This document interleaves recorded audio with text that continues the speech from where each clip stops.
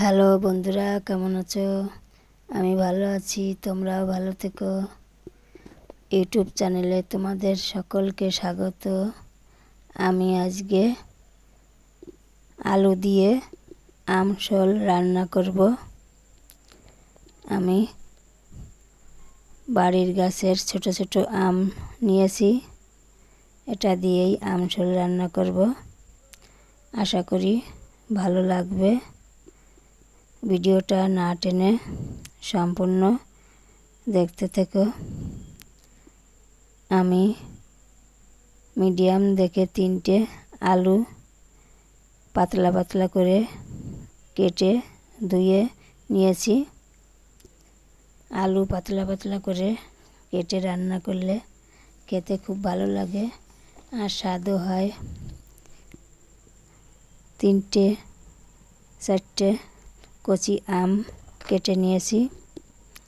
একটা বাটিতে আমটাকে সেদ্ধ করে নেব যাতে কষটা বেরিয়ে যায়।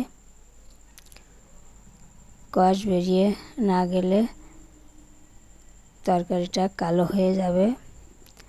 একটা কড়াইতে গোটা ধনে জিরে আমি শুকনো কড়াইতে ভেজে তুলে নেব। দেখো বন্ধুরা, আমগুলো সেদ্ধ হচ্ছে। কড়াইতে আমি তেল দেব, সর্ষের তেল। তোমরা চাইলে সাদা তেলও দিতে পারো। মাছগুলোকে লবণ হলুদ মাখিয়ে নেব।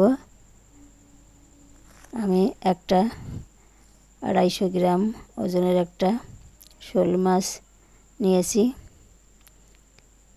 তেল গরম হয়ে গেছে, মাছগুলো দিয়ে দেব আর উল্টে পাল্টে আমি ভেজে নেব। মাছ ভাজা হয়ে গেছে, আমি এখন তুলে নেব পাত্রে। কড়াইতে আর 2 চামচ মতো তেল দেব। ফোড়নে দেব জিরা আর আদা। আলুগুলোকে দিয়ে দেব, নেড়ে চেড়ে নেব। লবণ দেব, হলুদ দেব পরিমাণ মতো। আমি পরিমাণ মতোই দেব, 1 চামচ করে দিলে বেশি হয়ে যাবে। কয়েকটা কাঁচা লঙ্কা কাটা দেব। আলুগুলোকে একটু ভেজে নেব। বাদামি কালার হয়ে গেলে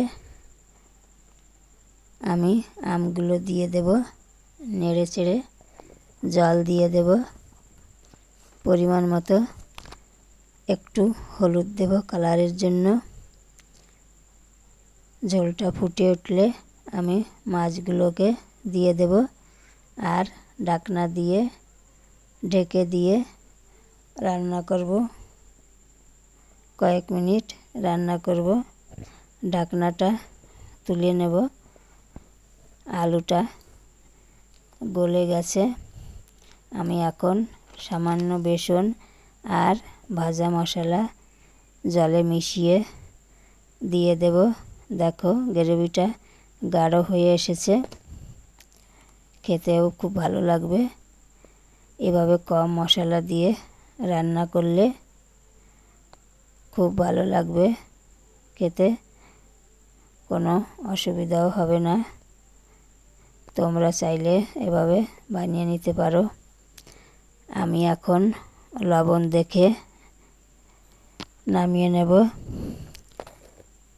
ভাত অথবা রুটি দিয়ে খেতে খুব ভালো লাগবে।